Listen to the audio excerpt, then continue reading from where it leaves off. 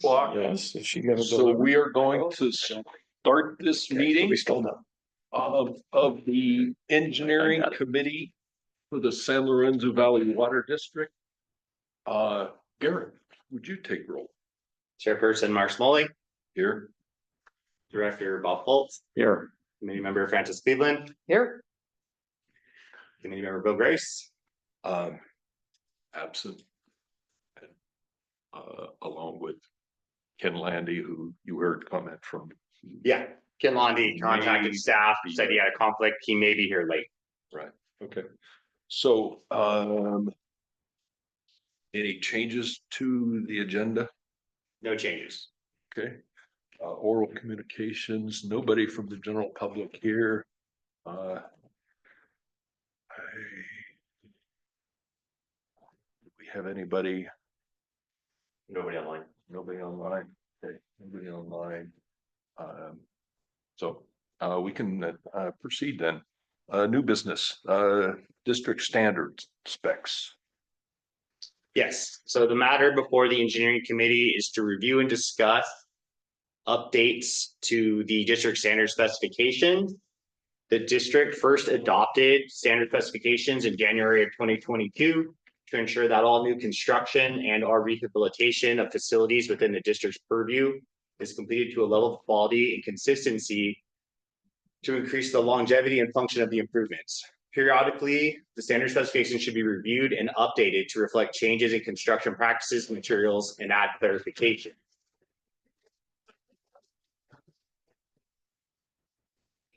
One of the changes that we're bringing forward to the engineering committee is the inclusion of HDPE, high density polyethylene pipe, for use as potable water mains within the district. Previously, the specification only allowed ductile iron for potable water mains, and HDPE was allowed for raw water lines. We've used HDPE potable water lines in the past, and there was an issue with a certain amount of the that material having leaks, and staff at the time felt that we wanted to get away from HDPE. However, due to the amount of narrow streets and single lane roads we have, the flexibility of HDPE main is desirable and allows for easier construction. And we've used it on other projects and have not had issues with these pinhole leaks. It was a small subset of our pipelines that had this pinhole leak problem, where it appears that it was a bad batch of material from the manufacturer, and we would go out, repair a leak, and then a new leak would happen adjacent to the repair. We would repair that leak, and then a new leak would happen. The district went ahead and replaced those pipelines with ductile iron pipelines as part of the district's 2021 CIP project. And so in working with operations, we discussed the use of possibly using PVC pipe as for potable water mains and HDPE, ductile iron, and it was decided that ductile iron and HDPE are suitable to include in the standard. So that would be in section 1 of the specs, part 1.81, pipe sizing and material. Another update that we provided to the standard specification is an update to our standard detail SD2. This is the concrete collar around the G5 utility lids in the streets and the roads. The detail has been modified to match the county standard detail. And so previously the district had a 12-inch width and a 6-inch thickness with no steel reinforcement in the collar. The county standard detail is a 12-inch width with a 12-inch thickness and reinforcement in the collar. So now the district standard will match the county standard. This will simplify construction as well, because the contractor doesn't have to figure out if he's in the county's right of way or if he's on a private street. It just makes it, as far as constructability, easier for the contractor to just build the same every single time. regardless of the jurisdiction that he's in. Another update was to our standard detail SD10. This is our standard utility trench section. So previously, this section had shown backfilling with type 2 sack slurry. And the district has encountered some problems with the 2 sack slurry backfill, especially with groundwater issues causing potholes and sinkholes. This is a standard used by the county. This is a standard used by Caltrans. Caltrans does allow backfill with not native material, but engineered material that meets certain gradation requirements, and it's compacted to an appropriate density.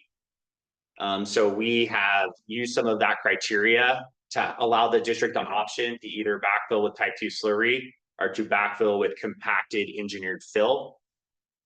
So that's the update to SD10.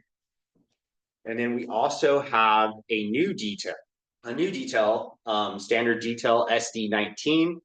This is for a 6-inch fire service assembly. This would be having to do with a backflow preventer device and to prevent cross-contamination into our system for a 6-inch or larger connection to the distribution main. So with that, I can take any questions that you have. Okay, all right. Before I open it up to the rest of the committee members, it seems as though you presented the rationale for all of these, for the 4 significant changes that you're making with this. Here's why we're doing that. So I appreciate that. Yeah, because that was going to be my setup for providing that. So with that, Francis? Well, I don't know enough about polyethylene to know if there are any downsides to using it, not just the leaking, but maybe getting some of the plastic into the water or anything like that. I don't know enough to know, but I was just wondering if you have any information on the impact on the water purity, if you will, from using it. I'm not aware of any problems with water purity relative to HDPE piping. We typically use this on our 1-inch service connections. It's a flexible pipe as opposed to a ductile iron or a galvanized pipe, or a copper pipe is a rigid pipe. So it offers a little more flexibility when you're doing the installation. It's commonly used in other water districts as well.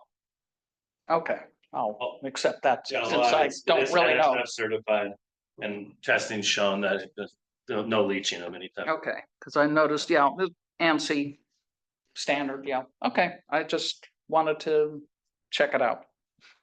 Okay. Anything else? No, that's it. Okay. I don't have any Good. questions. And Garrett, could you note that Bill's? Yeah, I have an arrival at 3:03. Okay, all right, great. Exactly, 303. Okay. Bob? Excuse me, it sounds to me like we're just memorializing some of the things that we have run across in our projects over the last, say, year or two, something like that, which makes a lot of sense to do. And allows us to avoid, some of these issues going forward, because I'm sure we'll run into them again. The only comment I had on the document is that the way that it's organized, you might need to add some additional sections for consistency purposes, I think.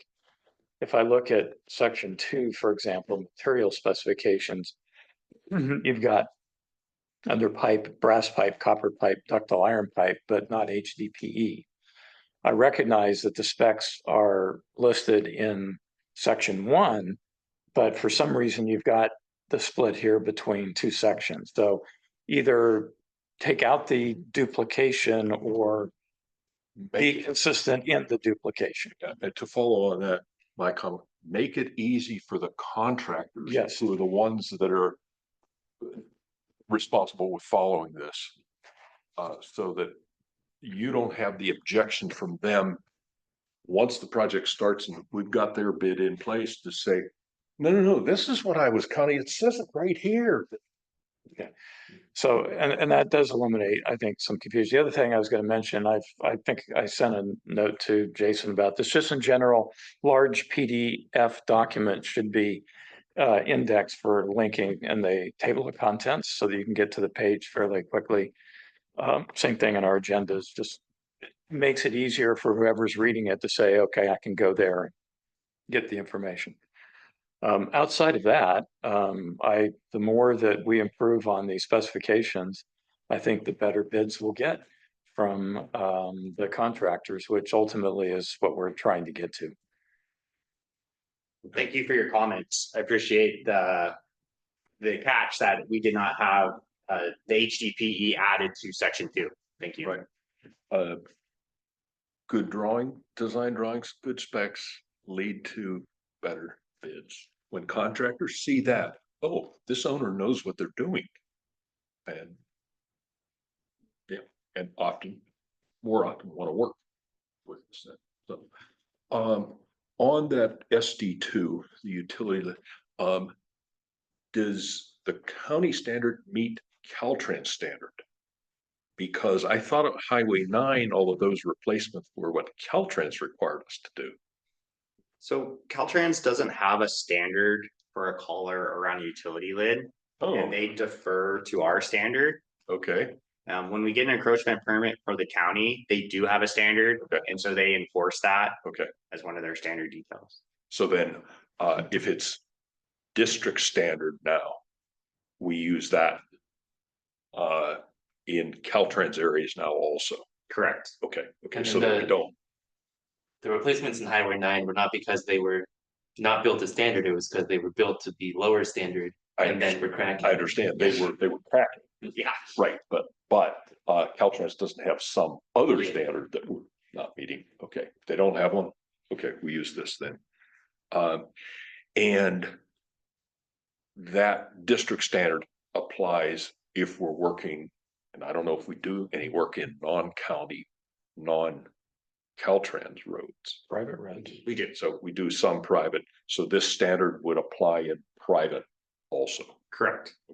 Okay, all right. Maybe going a bit overboard with the truck traffic, but if you standardize it, then there's no question as to what the contractor has to do. Yes. These. And I would say even on a private road, you still have the garbage trucks or FedEx delivery You truck. can, yeah, Yeah. that's true. Daily Okay. tree trucks. Sure. Yep. More and more. Mostly. Right, okay. Then given this, I had one other question. My brother runs a concrete plant, so he's always telling me I should use number 5 rebar instead of number 4. Just because he's like this really. So is number 4 good enough for this, for the roadways? Yes, Yeah, it is. we don't need number 5. Number 5 would work as well. Yeah, so the way that when you do a concrete calculation, you calculate the minimum number of area of steel that you need. And then sometimes you'll use 2 number 4 bars, or you might use 1 number 7 bar, depending on the geometry of the section that you're interested in. So that's typically, for strength, the rebar handles the tensile forces. Yep. And then the concrete handles the compression forces. Yep. And so you have to have the rebar placed in the correct location in the section where the tensile forces are going to happen. So if you have a simple beam bending, it's on the bottom. If it's like a cantilever and it's reverse bending, then you got to have it in the top. A lot of times for a beam, you'll have top reinforcement and bottom reinforcement with stirrups around it, just as a minimum. Yeah, I just was curious because my brother is always in construction saying 5. Clearly, our engineering manager. Seems like he's done his calc. I did take statics too, so Okay. it's good. I appreciate the fact that you brought this to this committee. This is the venue. I do have to ask, is there any reason to take this in front of the board? Or, Does it need to be adopted as a policy? Be adopted as. Yeah. okay, then yes. Yeah. Yes. So right now, staff is interested in the feedback from the engineering committee. Yeah. We're in the process of working on the cross connection control policy, Mhm. which might require updates to some of the backflow preventer details. I And I so can see that. once we have, another chance to go through this document and Right. finalize it, then we would be looking to go to the board with a resolution to adopt the new standard. Most likely in January. But most likely after you have the cross connection control policy from the vendor that we issued the contract for. Exactly. So we can make sure we have all the appropriate details included in our standard. Right. Right now, we do have the residential double check valve backflow preventer. Right. Okay. That's detail. Doesn't matter which detail, but Okay. you want to hold off on taking this to the board. Correct. Until after you know whether. Yes, staff anticipates the Yeah. final version going to the board in January for Okay. adoption. Okay.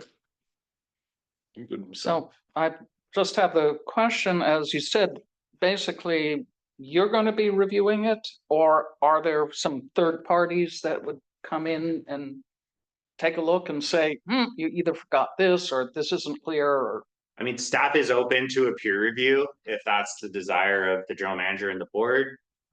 We have the ability to look at the standard details from Santa Cruz Water Department and from Scotts Valley Water District. Those are all publicly available documents. And if you review our standards with their standards, you'll find that they're very similar.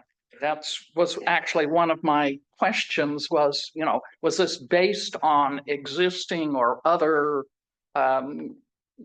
cities, area standards?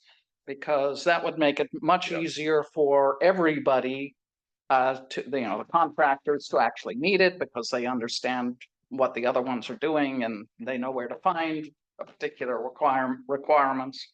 Okay, so because I'm not an expert enough to be able to review it, but I just wanted to make sure that some kind of third party or outside entity is looking at it, and maybe it'd be the San Lorenzo, or rather the Scotts Valley or Santa Cruz folks that say, yeah, look, your changes to what we've done look okay. Yeah, I would say, Scotts Valley and the Santa Cruz Water Department, they both have 25 standard details. They both have 3 sections. And if you look at the sections, they are eerily similar. I would say another thing is it's quite common to have a peer review done.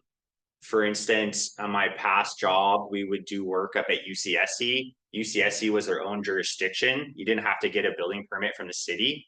And so for the university, they would typically have another structural firm do a peer review on our design to have any comments. And I would say that, it's very valuable to have that done, because any problem that you give someone to solve, they'll solve it in a different way and maybe think of something you hadn't thought of. And if you can pass muster on your design, it comes out better. Yeah, because, I'm very familiar with other kinds of technical specs, just not water systems. And having that third party review can really bring up things that are just not clear, as well as, maybe contradictory or, missing. Yeah. And I will counter that to some degree, because you do get a review of those specs often, every time you put out a bid. Contractors are the ones that are looking at those against the drawings to say, this doesn't make sense. Tell us what and I would bet that some of those contractor comments have caused changes to the standards. And they're the ones, because they're the ones that are being held to this later and have often more vested interest in reviewing. Yeah, but if Okay. something's missing, one vendor may do it one way, another vendor might do it some other way, and they're Right. not going to tell you, Right. because they're perfectly happy to do it Yeah. their way. So And the fact that's is- the, Yeah, in fact, Garrett points out, very similar to Scotts Valley and Mhm. city. and that's I'm good. I'm comfortable that I don't think we need a peer review. would I rather have be- full confidence in our staff, but and to your point, President Smalley, a lot of times when we get change orders from contractors, they will bring up over in this city, this is how their specs read, and they'll bring that to your attention. And a lot of times that's what drives these changes forward. Okay, All right. Okay.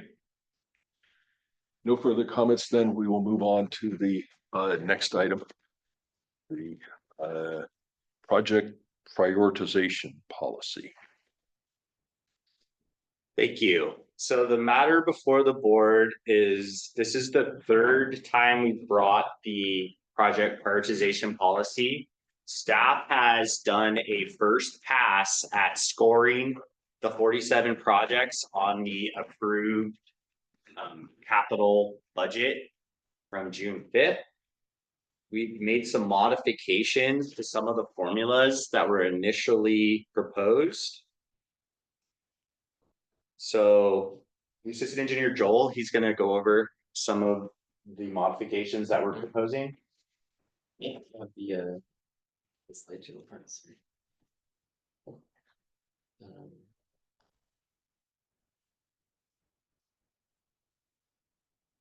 Yeah, so obviously the board and the district have an interest in using some quantifiable metrics to judge how much benefit we're getting out of a project, and weighing that against the costs of the project. So we're looking at those two opposing metrics, one being what we're calling the priority impact.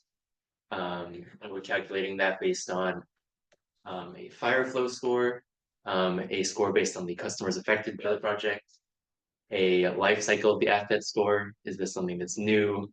Is it something that's middle-aged? Is it something that's old but is still kind of working? Is it something that's old and is falling apart?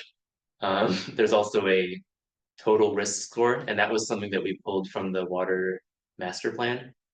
It was originally proposed to grab the water master plan's prioritization score, but that was actually decided on based on this risk score. So we're going back a step and taking this, as it's a little easier for projects that weren't in the master plan to come up with a comparable number there. That risk score, the master plan calculated as a combination of the likelihood of failure. So how likely is this asset of ours to fail?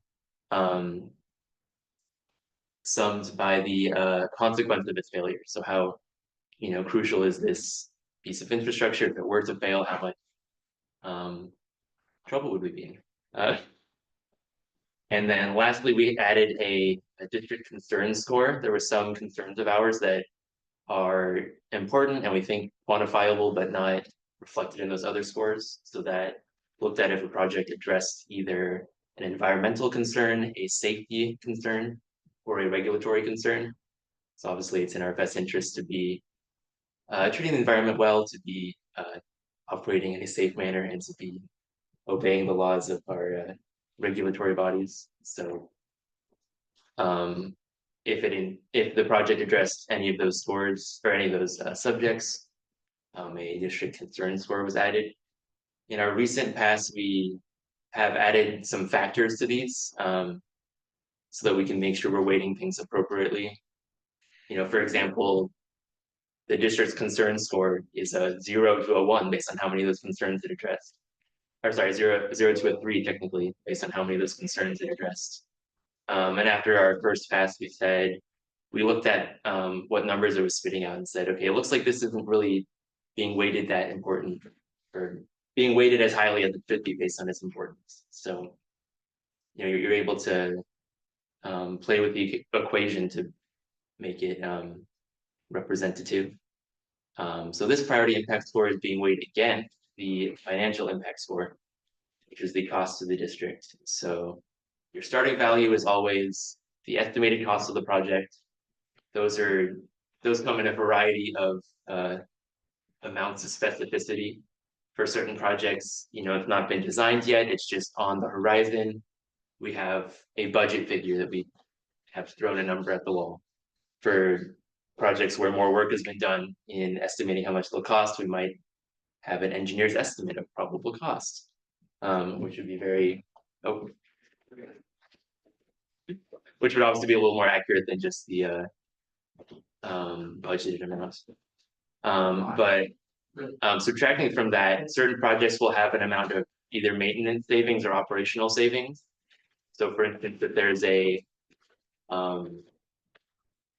storage tank in our district that needed repair, it's so old that we are unable to add SCADA to it, and we're having to send someone up there every day to check its water level.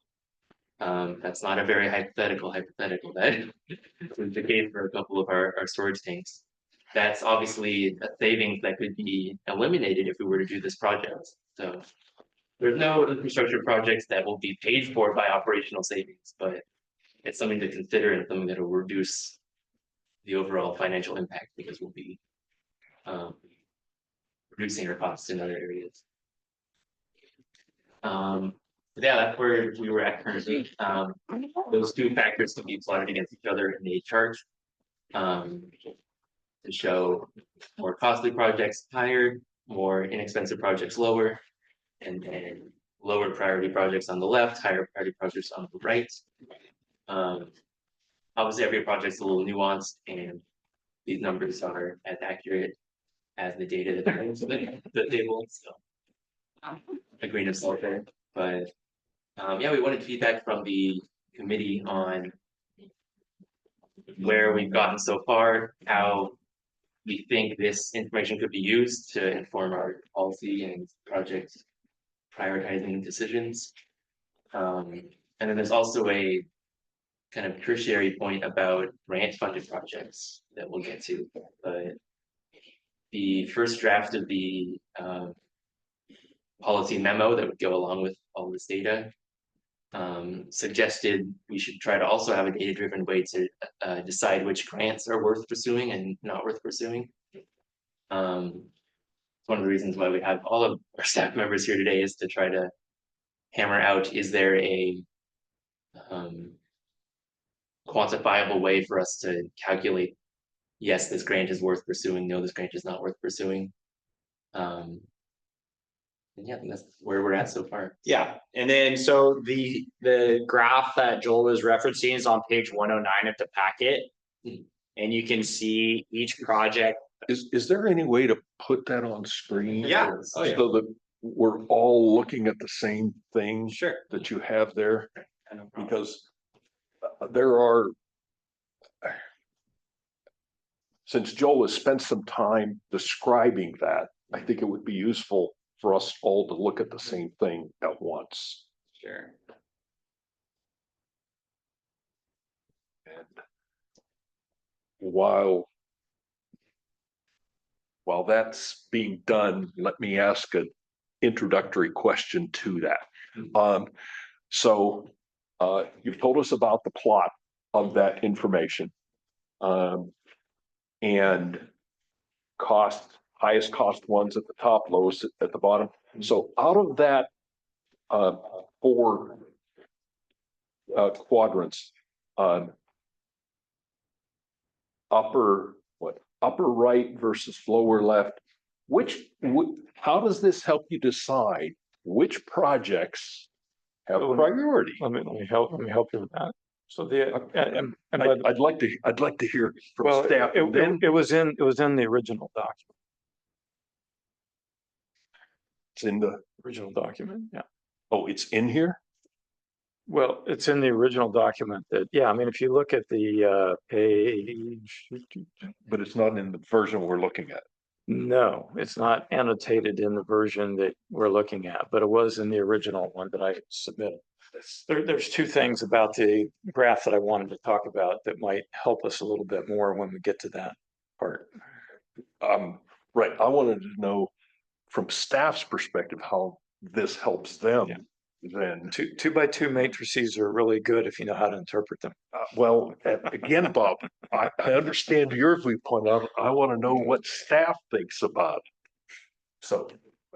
So we would want to have the projects that are on the high priority impact and at the lowest financial impact. So the bottom right quadrant Okay, would be the projects that we would want to pursue. okay. Yeah. Right, so, okay. Now, that- it gets that- a little that tougher makes sense. when you have, say we had additional money that we needed to allocate to another project and we had to pick how to spend that money. Mhm. Maybe you have two projects that would satisfy that amount, but are of a lower priority impact, or you Right. have a single project of that same dollar amount, Right, but it is a higher priority impact. Do you want to do the single project or do you want to do the two projects? It kind of breaks down a little bit there. yeah, and I understand that this isn't science. This is subjective, but at least it gives, you've clarified for me then, the stuff that's in the lower right. Low cost, high priority. That's what we should, okay, Yes. all right. And that's what the original graph said. I understand. See, I've heard this. But there's one really potentially fatal flaw in the graph rate from a numbers point of view.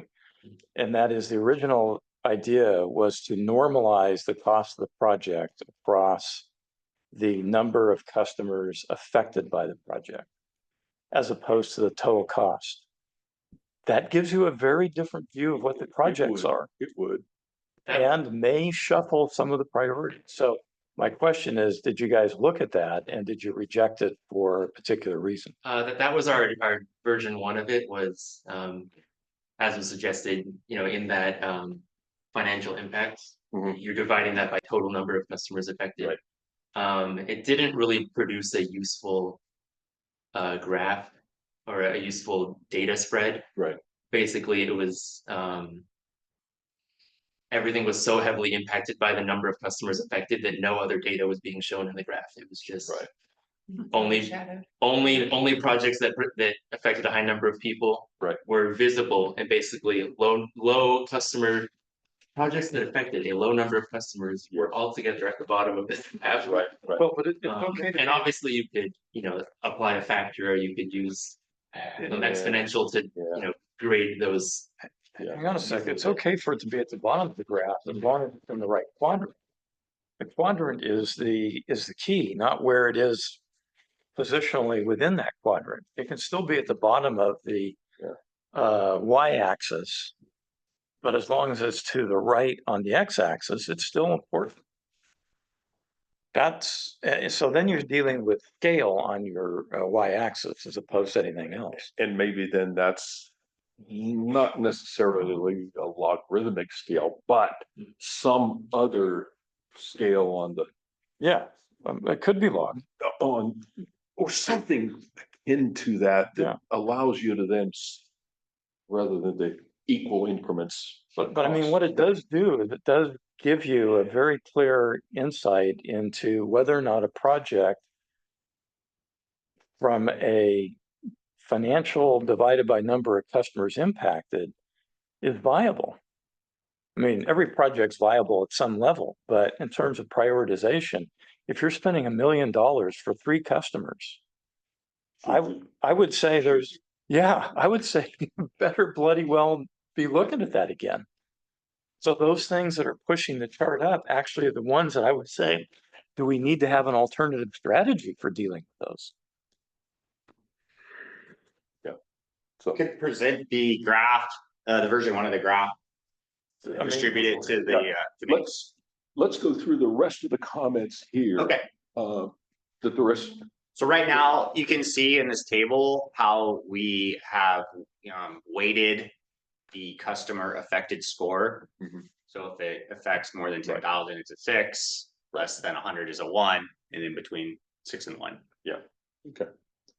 So not only for that aspect of this scatter plot, but for everything else in this prioritization policy, I wanted to go through all of our comments. Yeah. And then have you think further about the suggestion that Bob's making and kind of where I'm alluding to, does it make sense?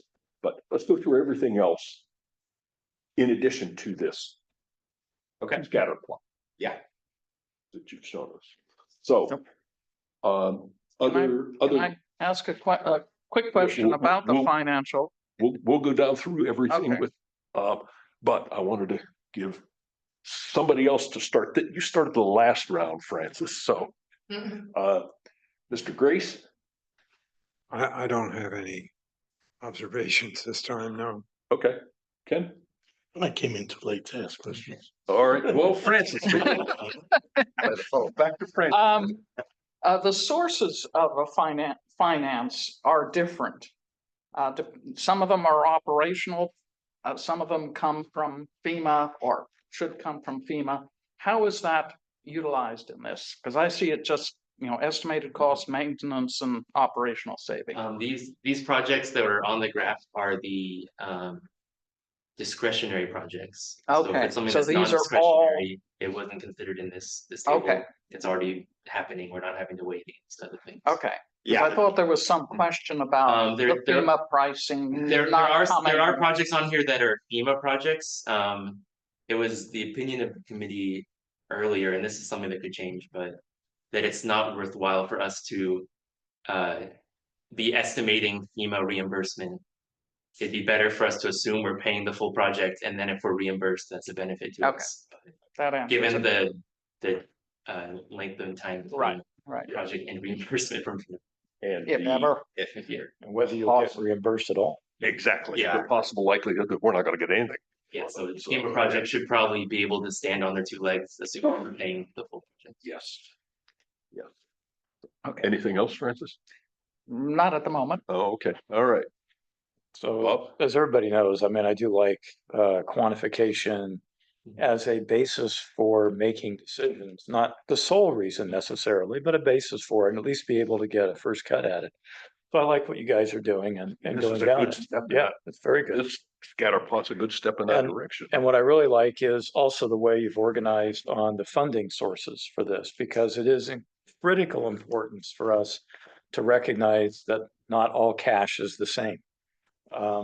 And the most valuable cash to us is either cash we get for free or relatively for free, or cash that we can use in any way we want to, as opposed to something that's mandated through a covenant of some kind or a restriction based on, say, a grant coming in, you have to spend it for, an X way. So I mean, I think this is really good and really brings a lot more structure to how we think about doing capital projects. I did have one potential addition to the mandatory or maybe how we think about discretionary projects, and that was based on Garrett, something I think you distributed recently about paving projects coming up in the county. Oh, yeah. So when I did the first draft of the document, it never occurred to me that the county would ever do any paving up here. They simply have not done any in 40 years outside of a few of what I would call vanity projects that they do, like an oil and screen in downtown Boulder Creek, which is, virtually worthless after 2 years up here. And so it didn't occur to me that maybe that ought to be a consideration, because what we don't want to do is get in a situation like we had in Irwin Way recently, where they did do some repair and some extensive repair down toward the bridge, so that when we put in the water pipe, 3 or 4 months after they did that work, we had to pave the whole thing. So we might want to take a look at their paving program and cross-reference that against our projects to see if there's any pipelines in those streets that we should maybe accelerate priority on. Because paving is expensive and it's not getting any cheaper. So something to think about in terms of putting in there. I thought that was a great catch, by the way, to be looking at what the county was planning on doing and paving, and whether or not that's 100% of their plans or just, part of it. Because if there's other paving projects they intend to do, we should get synced up with them on that as well. But yeah, I fell off my chair when I saw, they're going to pave up here, and they're going to pave Irwin Way, which, geez, amazing. Outside of that, other than trying to figure out a better way to normalize some of the dollar cost, I'm still a fan of normalization around projects. I hear the reasons why not. But it would be, I think, interesting to look at the data and see how that was affected. I think we're definitely moving down the right path to getting to I would say there's a lot of language that you need to change in the policy, because I know some of the words in there are still in there that we didn't like last time. But we're definitely moving down the right path to getting to a final policy. And this is going to help us a lot going forward. Okay. We discuss in here doing the leak heat mapping. And I looked back at the notes when we discussed this in May. Garrett and Bob said they would do at that point, do some beta version to see with the available data and see how that how difficult it is to do that, and then if it yields useful results. Have you had an opportunity to do that? No, that's what Joel is presenting. Yeah, so the beta presentation is the first draft of scoring the discretionary. They didn't need me at all. But wait. So regarding the leak heat map, Yeah, the leak heat map. so the leak heat map, district staff is working with Esri. So Esri is the company that provides the GIS mapping for the Right. district. Okay, And so Esri has some solutions that are typically used by other water utilities. Mhm. These are forms that operations staff would be able to fill out. Currently, the district uses Springbrook to generate a work order. Right. The work order is turned into a physical piece of paper that is provided to staff in the field that they can write on. Yeah. That piece of paper is then scanned back into the district files and saved under that work order. This keeps track of time, right. materials, So all the data that you might all the want to data put that we into really want mapping. in the GIS is Right. contained on these pieces of So paper. the idea is moving forward, they will be able to use their iPad or their phone when they're doing this leak repair. After they're finished, they can say, Right. okay, these are the, it's about this much GPM. Right. And when they submit that, it'll be geolocated and we'll know, Okay, where those okay. leaks are. And Jesse and staff could do that then? Currently, the way the GIS is set up, there's still some kinks to work out. but Right, I that's- understand that's with what the we're getting to. GIS, but the staff implement. Yeah. Okay, Absolutely. I did have one question though. Is that scanning OCR or just a scan? That is the scanned document searchable once it's scanned in? Currently, it's just a normal scan. An image. So what we would have, so it's possible that we could go back, say the past 6 months and get all the work orders yeah, and do Yeah. data input Right. and put that into the GIS. Or OCR in. okay, Another way we could do it is we could say, well, starting October 15th going forward, we're going to start putting this Yeah. into the GIS, and then we'll have a Okay. data set from October 15th forward. Or we could do a combination of that where we go back 3 months, put some data in, and then we start collecting data. okay. And the reason I'm asking again on this is the overly prescriptive nature of what we're writing here. Are we trying to create something that is the Cadillac of how to look at this information? And if we were NASA or similar, we'd use this, but all we need is a bicycle to get from here to there. So I don't know on that. I want to know. I would also like to tell the committee that operations staff does keep a leak heat map, Right. a physical map of the system with indicators of current leaks.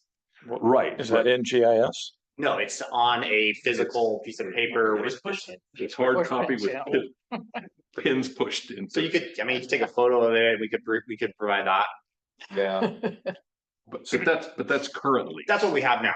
Right, that's what we have now, that's Yeah. currently. I think what you're trying to do here is assess where we have the most frequent leaks And does that inform where we should be replacing piping? It Yeah. should. Here in the future? Yeah, And it also, I would say, is in the formulas as far as the operational right, cost. right. And are we not sort of inherently doing that anyhow now? With, I hey, mean, I've had my staff out there 3 times in the last 6 months.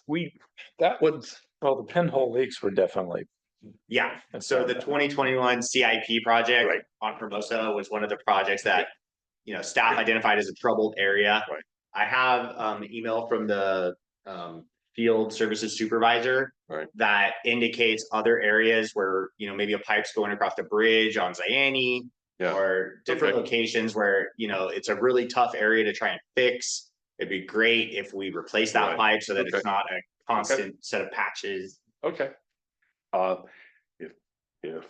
If you bring back this heat map, not the paper one, but using, past data. Yeah. Say, And the and GIS. how this is going, fine, okay.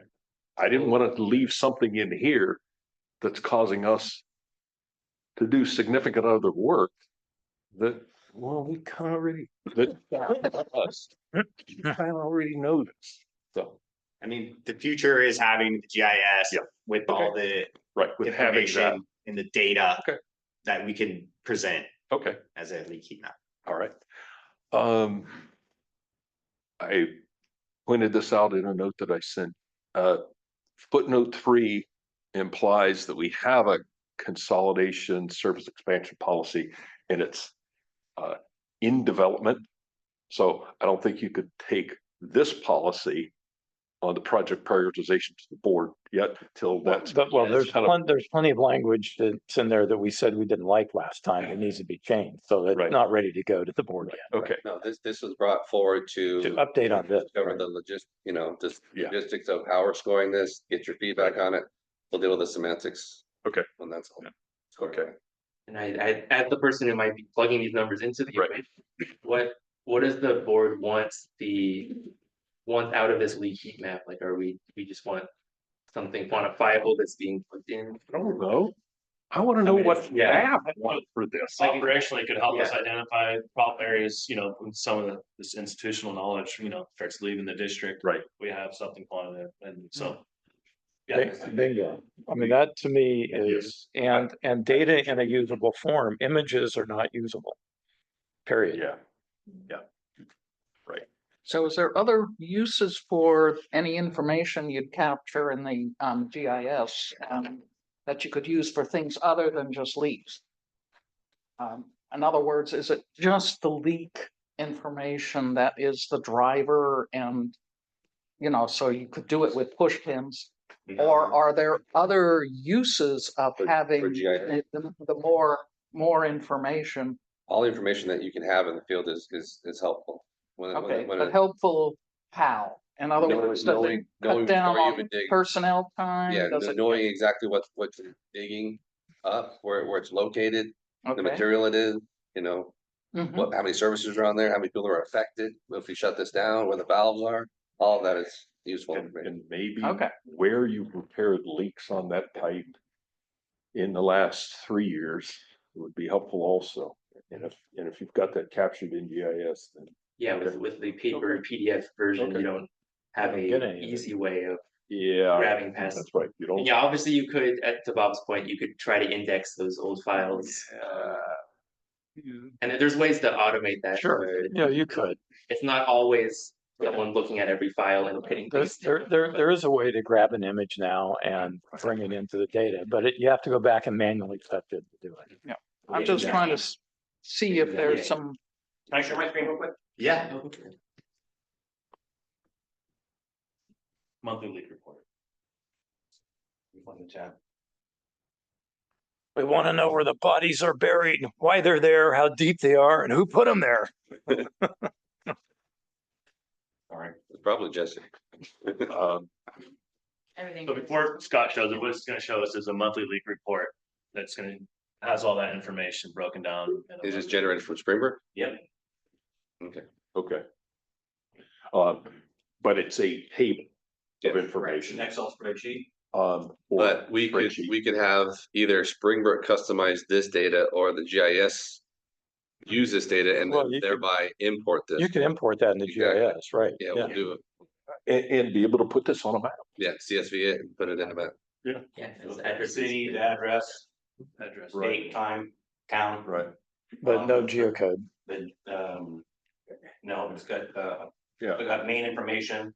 It's Right. got, total gallons lost, Okay. approximated. Okay, well, that's, So yeah, you could pin it to address and that's probably close enough to get a good idea of where these are. Do they carry GPS when they're out there? Their phones, they have their phones. Can they start putting in the GPS? They could, I mean, once we have an active GIS, in the field, they'll be do it for them automatically, but.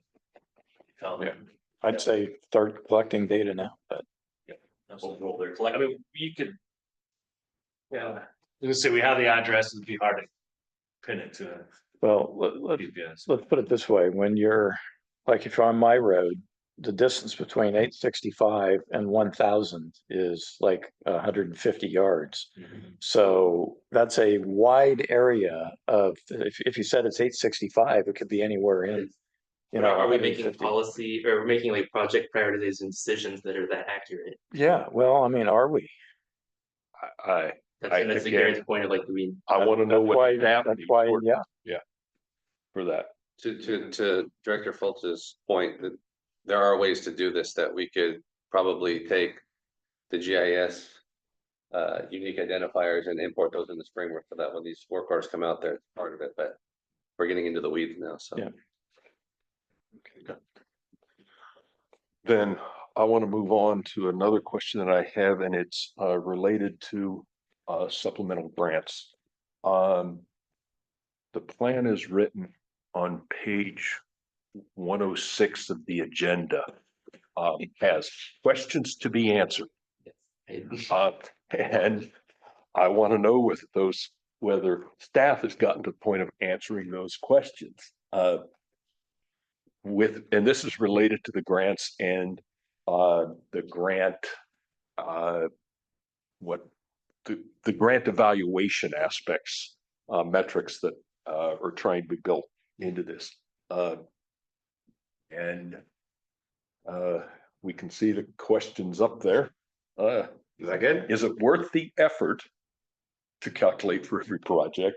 And is it possible to mathematically decide?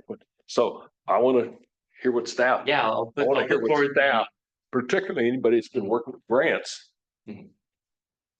I don't know. I mean, I was looking at their equations today. I think based on what they've done so far on the scatter chart, I think that's probably the best that we're gonna be able to do as far as quantifying it. But I have reached out to the county because I know that they have their own grant matrix over there. And Mhm. so I'm gonna grab theirs and kind of see how they do it. And we can kind of piggyback on that.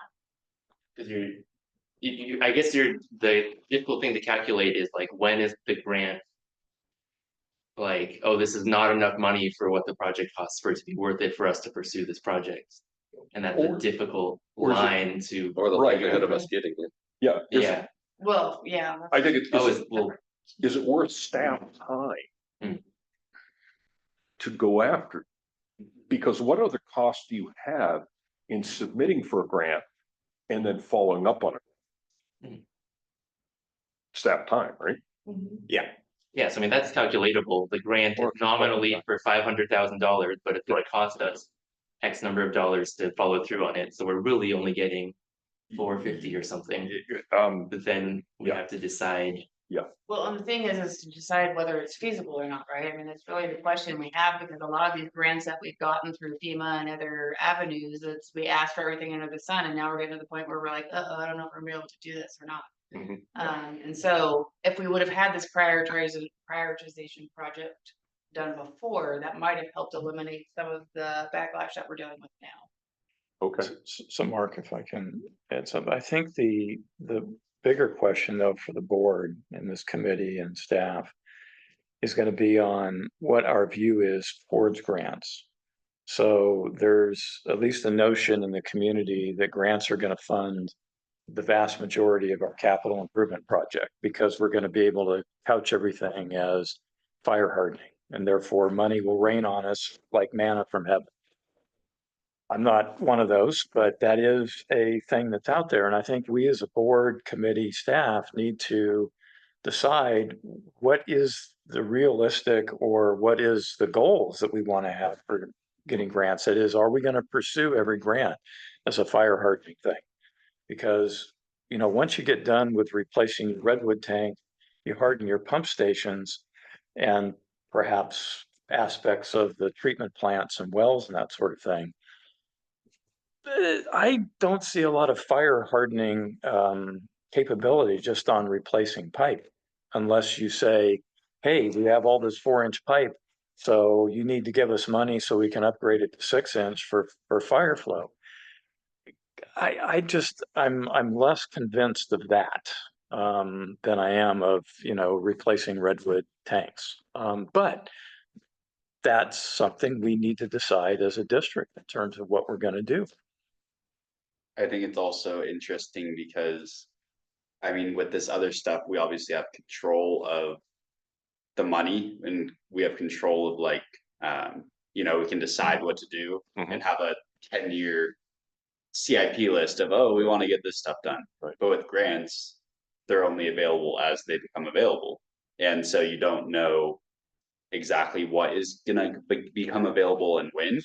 And so it's a lot harder to kind of game plan for exactly what, yeah, because you don't know exactly what's coming down the pipeline. So yeah, I would add that as well. But I'm asking the question because of what we've written into this project with specifically the formulas for prioritizing grant opportunities. And does staff feel that having that in here is potentially useful to us? And I think I hear you saying, Jen, yeah, you're seeing now effects of maybe we shouldn't have asked for these or this portion of a grant or for this grant at all. Okay, then if this helps, Good, yeah. Good to hear. then keep it and let's see how that how grants get scored at some point. Yeah. And by the way, this is one of those things that's going to evolve over time, I right? think so. Or the first time we use it, we're going to be learning a lot about how to use it. There's going to be a little bit more effort up front. The goal is, you know, 3 years from now, this is just like a plug and chug thing mostly, and we're dealing with things in the margins where you have to actually think more. So How do you find out about the availability of grants? I mean, is there a publication? Do you get notified when there's a potential grant that you might be able to take advantage of? Or do you have somebody who's constantly monitoring? So we have a grant writer that's a consultant. We have Dudek.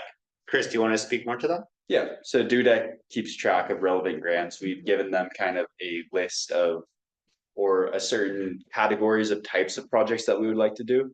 So they keep an eye out for those, but also we ourselves are signed up for certain funding groups that regularly give funding. So like, for example, Cal OES is one of our biggest funders. So we're signed up to receive notifications whenever they release money. things like that, or Cal Fire. Yeah. So we have both outside our consultant looking out for that kind of stuff and probably looking a little bit broader at other opportunities. And then we're also kind of in the know. Did you add anything to that, Jen? No, that was good. Chris did good. okay. All right.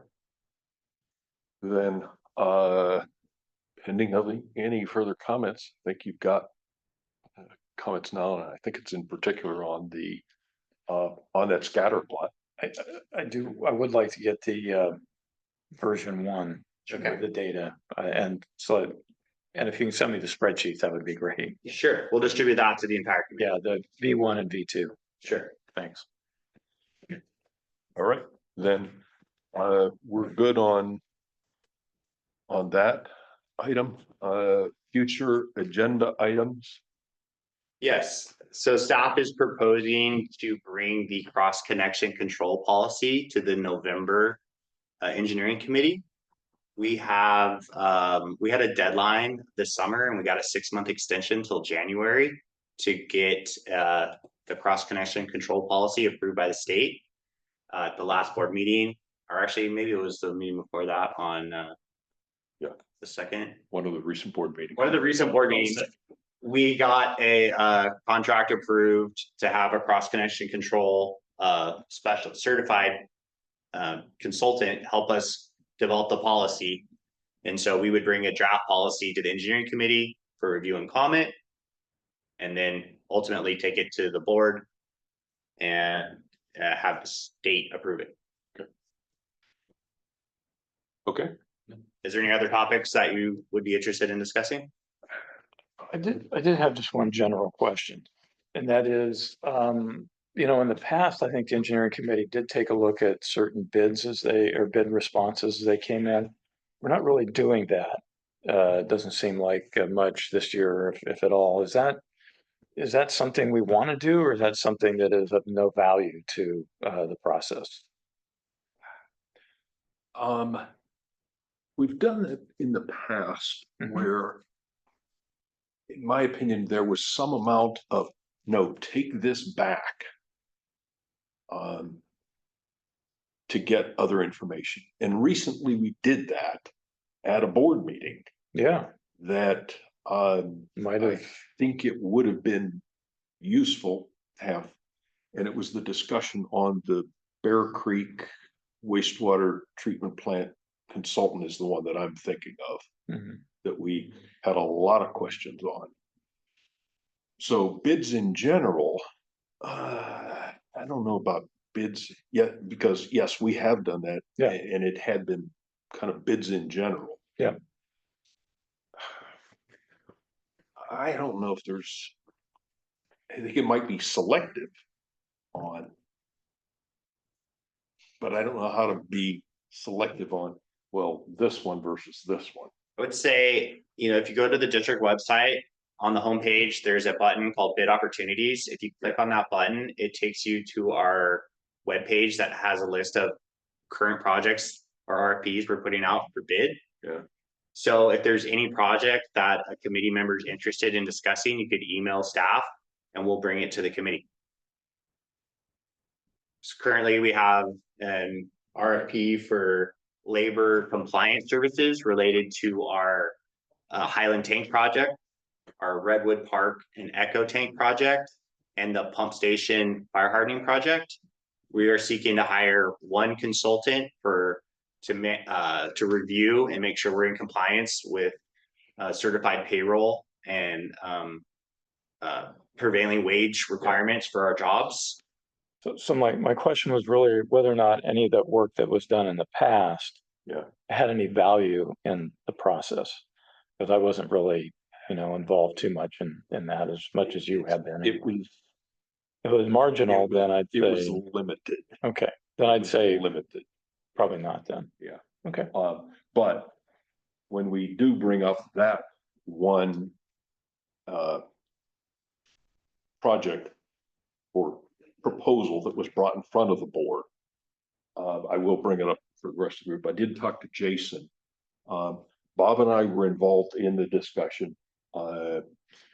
Staff brought a proposal to bring a consultant on board to assist with Bear Creek. I've made this suggestion to Jason. Why don't we bring that back to this time frame? Not necessarily the committee, but this time frame, have the residents come in, have others to have a more informed discussion about that.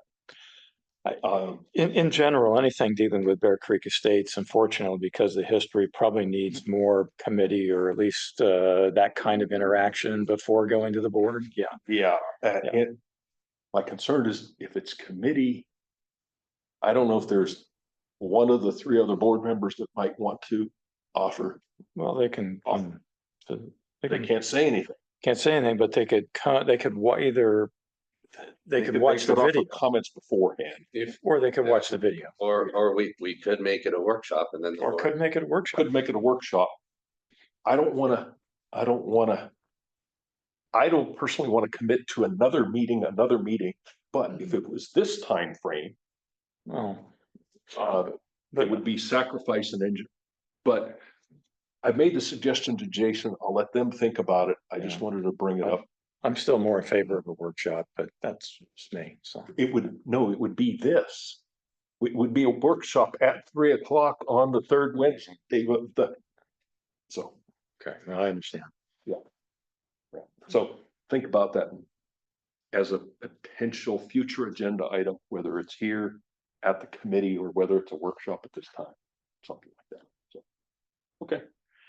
It sounds to me like then things that are more